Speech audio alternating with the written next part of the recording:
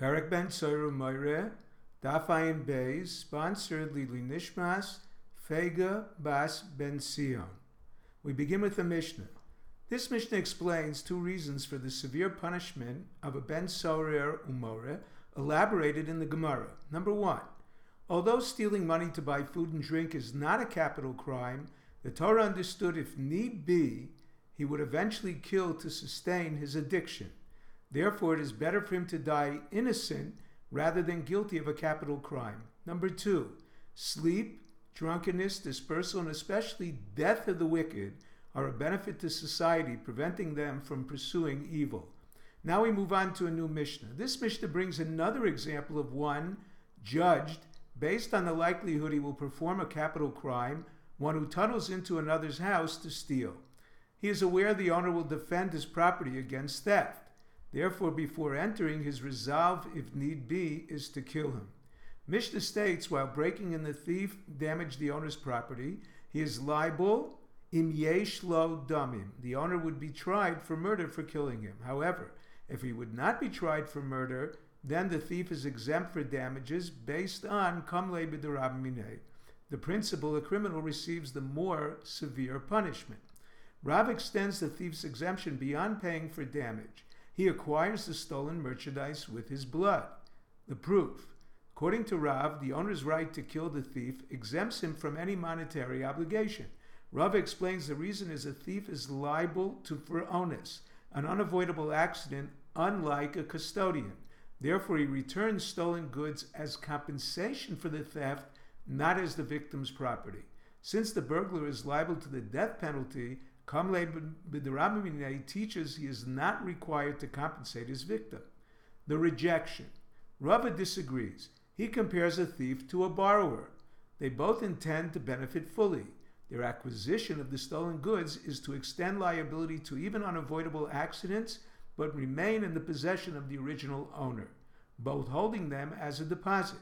However, Rav would argue a borrower accepts responsibility for damage even beyond his control, whereas a thief does not.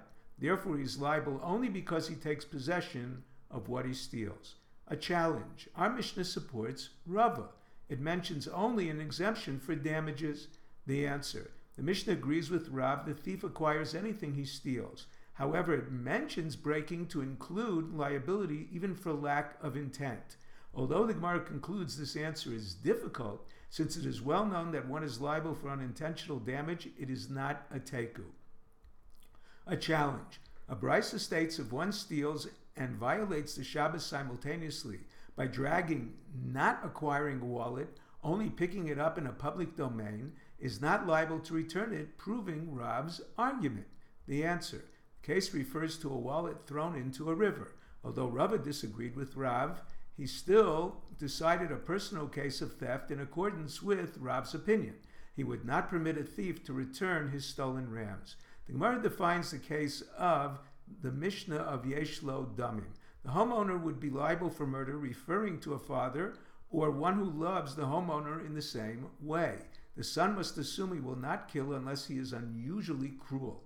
In addition, if on Shabbos the wall collapses on him while tunneling, the son must dig out his father to save his life, pikuach nefesh doiche Shabbos, whereas he is not permitted to dig out others considered dead men. However, a father must assume his son is dangerous unless certain otherwise.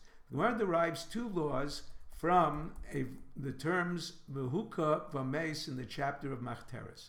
Number one, from the passive v'huka, any person can kill the thief who is a rodev. It cannot be learned from a murderer where the verse states, mos yumas, to include any method of execution because it is stated again by a goel adam, making them shnei ksuvim aboim kecher ve'ein melamdim. Number two, the additional word vameis permits any manner of killing, not only striking.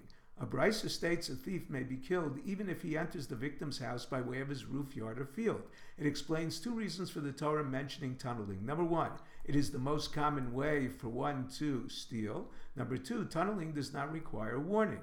Expending so much effort to steal indicates his intent to kill, classifying him as a rodev. This cannot be assumed when the thief enters, for example, by way of the roof.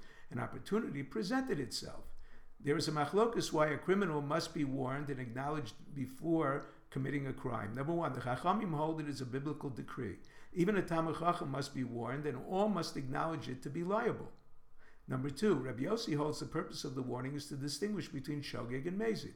Therefore, a Talmid Chacham does not require a warning, and none must acknowledge. Rav Huna holds a rodef requires no warning. He does not have to acknowledge that he understands the consequences of his actions. Therefore, number one may kill a minor in self-defense. This does not include killing a baby in childbirth who threatens the mother's life.